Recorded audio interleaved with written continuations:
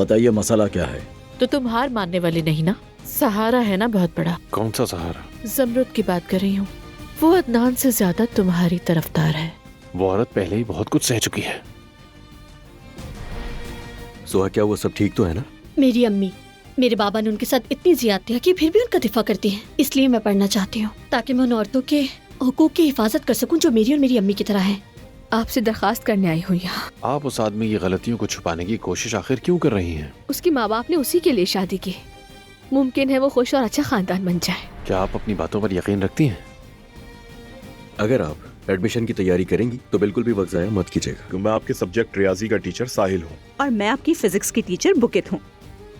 अदनान से उसका बाप बनने का मौका मत छीने। समझौता कर ले उसके साथ। ईशा को भी जरा ताज़ा हवा की जरूरत है, तो इसलिए हम उसे बाहर लेकर जा रहे हैं। हम उसे घोड़ों के अस्तबल पर लेकर जा रहे हैं।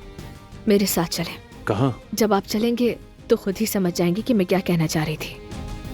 आपका दिल सोने की मानंद है। बहुत दुख बर्दाश्त कर रही हैं। कर्ज हरगिज नहीं है। तुम्हें या किसने बुलाया? असल में तुम यहाँ क्या कर रही हो? ये तो मेरा घर है।